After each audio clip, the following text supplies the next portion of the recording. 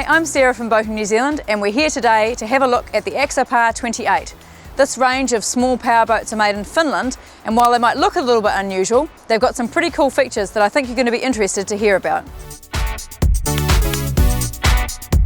So one of the things that's a bit unusual about the Axopar is its hull shape.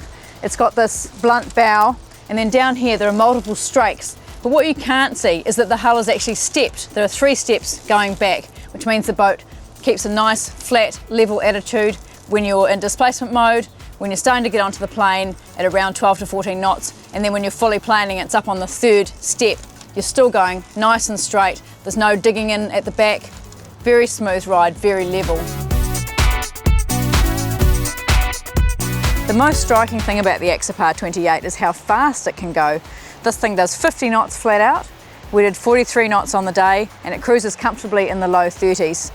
It's a very flat, smooth ride. There's no bouncing about, and the boat stays very level. It's very comfortable for the passengers as well. There's really good visibility from the helm. You can see all around, and no water comes over the bow. You might think this would be a wet boat with its low freeboard, but it just cruises along smoothly with no splashing. It's got agile and precise handling, turns really tightly, very smooth ride. So up here on the bow there's heaps of usable space. There's a really nice seating area here, and this table folds down, another squab here, so there's a big lounging area. One of the interesting things about sitting here is it's not just good when the boat's at rest. While we were out on the water, we were able to sit here while we were going 30 knots, sitting perfectly level, just enjoying the ride. Also up at the bow we have the anchor sprit and the anchor locker. So one of the cool things about this boat is that the internal space has been used really cleverly. You might wonder where they've managed to fit in certain things. Wonder where the head was? Let me show you. Tucked away under here, plenty of space, the head and a sink. So there's a good walk through down the side on each side, and it's easy to get into the cabin through this large sliding door. There's one of those on each side. And stepping in, here's the business end. It's nice and cozy here in the cabin on a bit of a chilly day, but when the weather comes right, the whole roof just opens up. So the helm position here is really elevated with great visibility all round. It's quite a racy motor vehicle style steering wheel, which is interesting because the whole interior feels a little bit like you're in an SUV rather than inside a boat.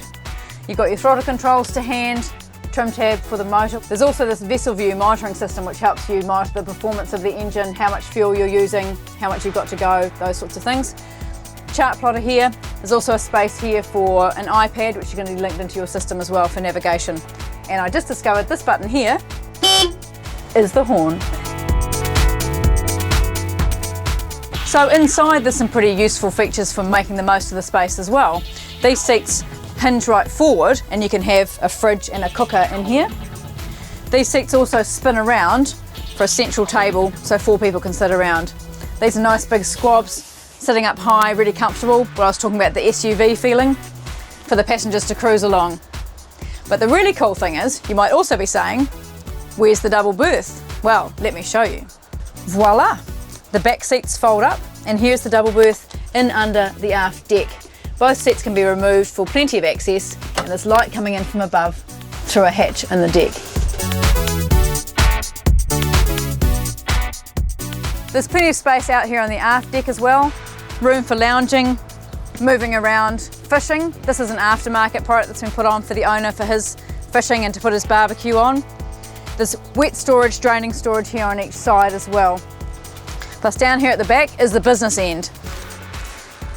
This 300 horse Mercury 4-stroke is one of the options that you can have. It starts with a 250, goes up to a 350, has a 260 litre fuel tank so you can get where you need to go.